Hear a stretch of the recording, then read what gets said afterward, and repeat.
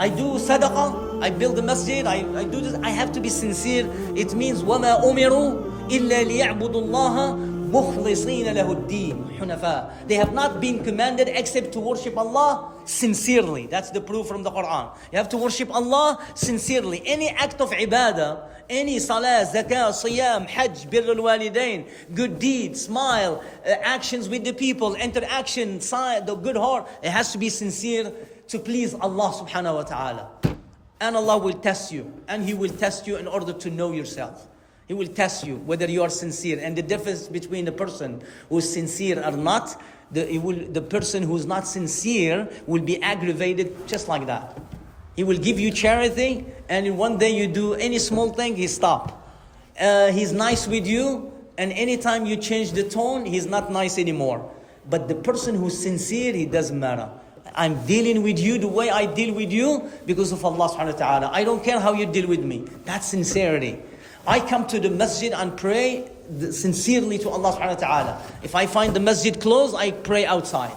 If I come here, I put my feet next to snakes, my heart is open, I'm here. Whether the people, they like me or not, I'm coming. Why? Because I come for Allah. Number one. Please, I have to be nice to people. Some people, they cause you to. But anyway, al-amal salih means sincerity. The second thing, it has to follow how did the Prophet did it. They call it in Arabic, al-ikhlas wal-mutaba'a. Al-mutaba'a. Remember this, al-mutaba'a. Allah, Nabi sallallahu alayhi wa sallam يقول خذوا عني مناسككم. إذن الذين آمنوا وعملوا الصالحات.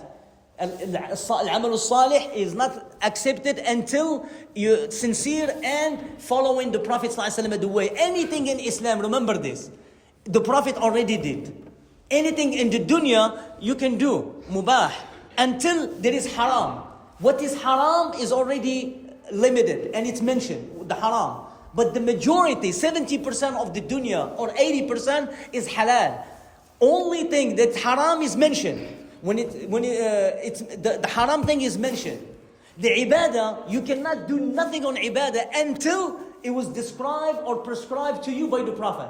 You cannot just get up and pray. Anything we do in ibadah, it has to be connected to the Prophet. He did it, or he commanded us to do, or he saw someone doing it and he smiled. That calls al-iqrar.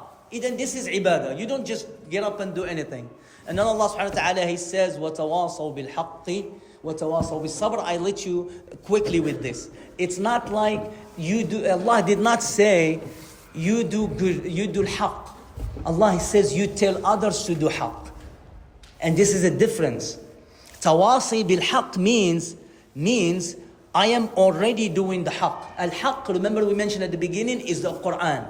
Abdullah ibn Abbas. Al-haqq, it means at-tawheed, the oneness of Allah. This is the ulama when they tawasaw bil-haqqi. I didn't know before, but again, we dig in, we search, we found that this is what Abdullah ibn Abbas says. We never know. We said al-haqq, al-haqq is the truth. But what is the truth? The Abdullah ibn Abbas, he says at-tawheed, the oneness of Allah. And then another tafsir, it says the Quran. Because the Quran, وَقُولِ الْحَقُّ مِنْ رَبِّكُمْ. Say that the truth is from your Lord. Now, Allah didn't say you do the haqq. No, you command others to do the haqq. It means you do not just don't care about nobody. You have to have, otherwise you're not excluded from this, from the khusran, from the lost. Because Allah subhanahu wa ta'ala, He says that إِنَّ الْإِنسَانَ لَفِي خُسْرٍ, that human being in lost, except those who believe, do good deed, they ask others to do good deed. You have to, if you see me doing something wrong, you say, Brother Tarik, come in. And no one, and this is the power of this tawasaw bil-haqqi. No one is above reminder. No one. I don't care who's shaykh. Except Rasulullah sallallahu alaihi wasallam. And even Rasulullah sallallahu alaihi wasallam, Allah subhanahu wa ta'ala, He says, Abasa wa tawalla, He remind him. But again, we're talking in general, no shaykh come here and give the khutbah. If you see him doing something wrong, you can call him, say, brother, I heard you, shaykh, I heard you says this, I never heard this, can you explain to me? Or if you see him doing something wrong, you can tell him, I think this is wrong. There is a hadith of the Prophet said, there is no one is bigger than the truth. No one is bigger than the truth. And no one is infallible.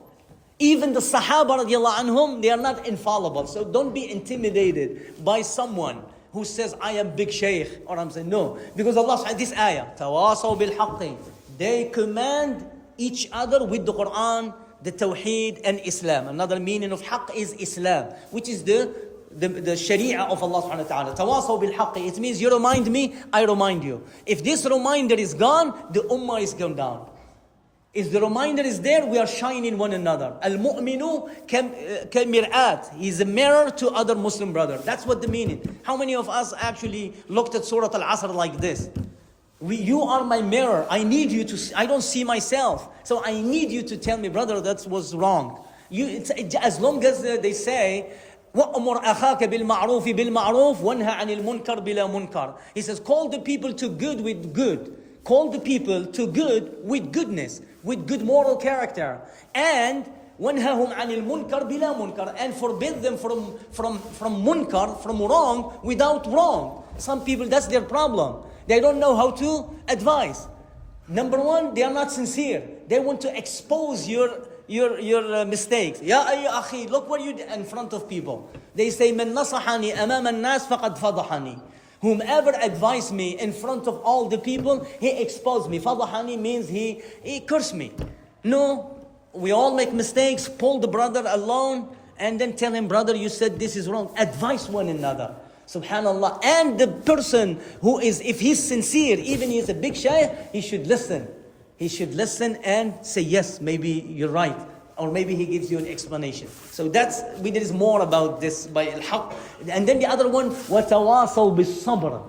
And they advise one another to be patient. Not just I be patient. Look at the surah again. We close. Because we're not going to talk about Surah Al-Asr until another 5 years. I remember 5 years we talk about it. But again, it's a different dimension.